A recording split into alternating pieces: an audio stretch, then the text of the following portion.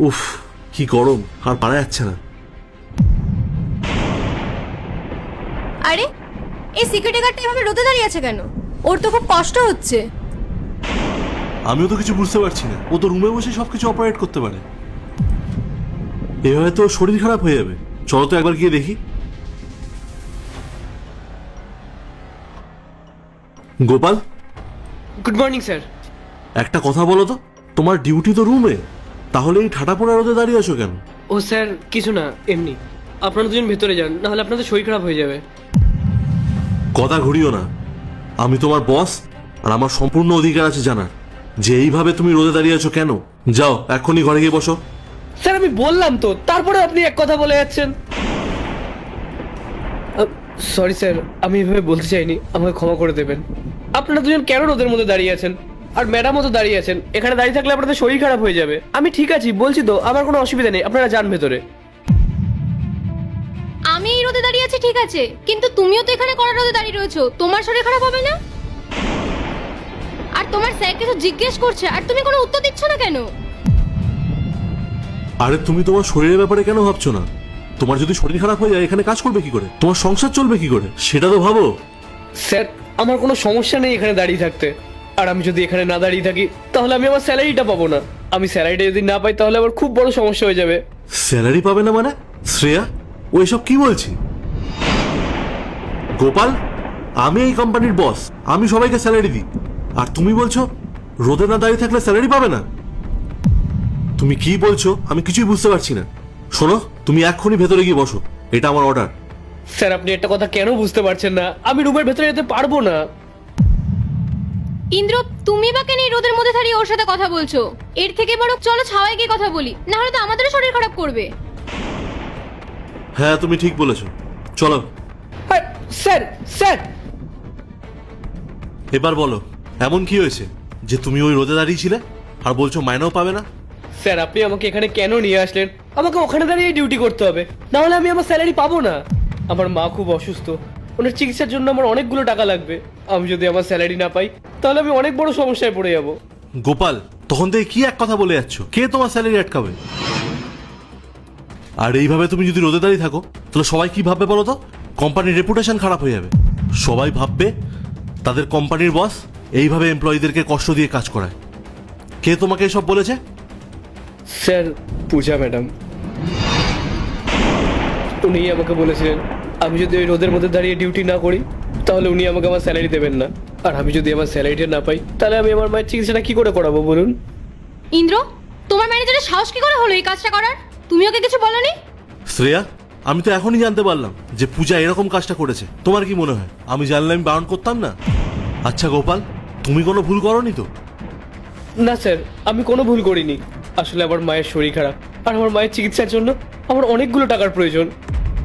আর doctor বলেছেন তাড়াতাড়ি টাকাগুলো না জমা করতে পারলে আমার মায়ের চিকিৎসা শুরু করানো যাবে না। তাই আমি ম্যানেজার ম্যাডামের কাছে গেছিলাম অ্যাডভান্স স্যালারির জন্য, কিন্তু উনি আমাকে টাকাটা না দিয়ে উল্টো পাল্টা কথা বলে আমাকে ওখান থেকে বার করে দিয়েছেন। স্যার ম্যাডাম আমাকে বলেছেন যে আমার যোগ্যতা নেই কোনো অ্যাডভান্স স্যালারি নেওয়ার। আর উনি আমাকে এটাও বলেছেন যে আমি যে কথাটা বলেছি সেটা অনেক বড় অন্যায়। তার জন্য উনি আমাকে অনেক কথা শুনিয়েছেন। আর আমি এই কথাটা বলেছি বলে উনি আমাকে রোদের মধ্যে দাঁড়িয়ে থাকতে বলেছেন।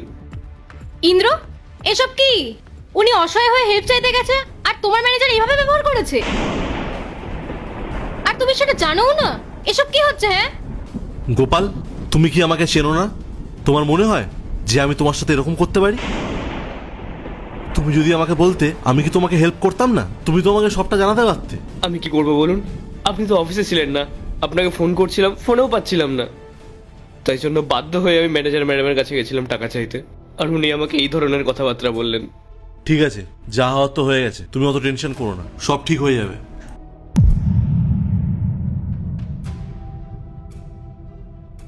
এ নাও, এখানে 1,00,000 টাকা আছে, এটা নাও আর মায়ের চিকিৎসা করাও, আর এদিকটা আমি সামলে নিচ্ছি। না না স্যার, এটা আমি নিতে পারবো না। ম্যাডাম জানতে পারলে আমাকে কাজের থেকে বার করে দেবে। কোম্পানি টাকা আমার তো, তাহলে আমি যখন টাকাটা দিচ্ছি এই নাও। আর হ্যাঁ, নিজের মায়ের ট্রিটমেন্ট করো, আর তোমার দরকার হলে ছুটি নাও। তোমাকে কোনো কিছু নিয়ে ভাবতে হবে না।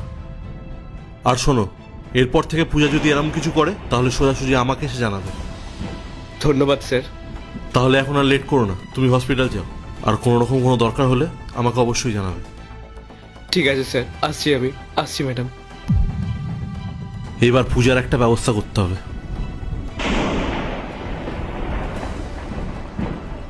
হ্যালো পূজা, তাড়াতাড়ি একটু অফিসের গেটের সামনে আসো তো, দরকার আছে।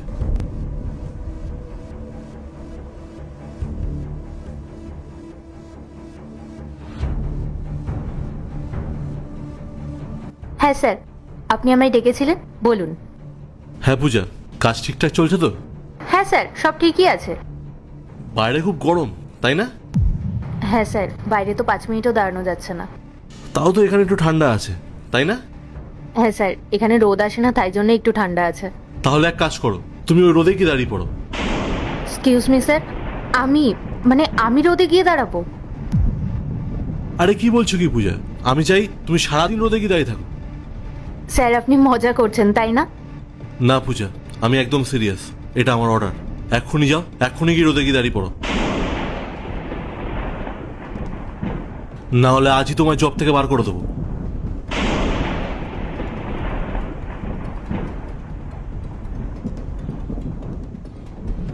স্যার, আপনি এটা কেন করছেন? আমি আপনার কোম্পানির ম্যানেজার, আপনি এটা আমার সাথে করতে পারেন না।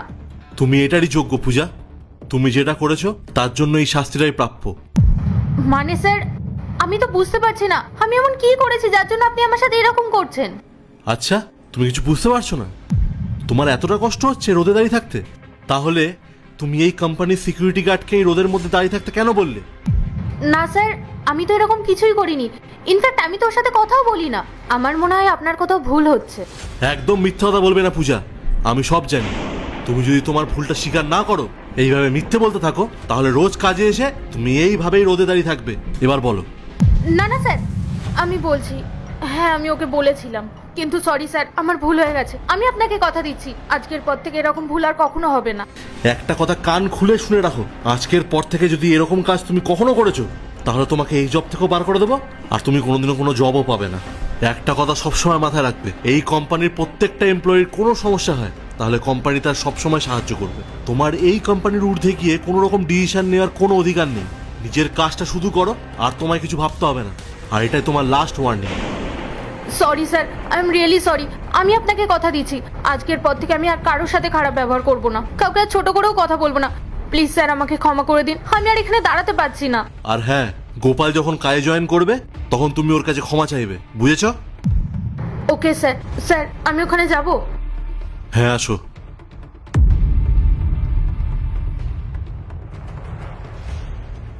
আশা করি তুমি তোমার ভুলটা বুঝতে পেরেছো, আর এই ভুলটা যেন দ্বিতীয়বার না হয়।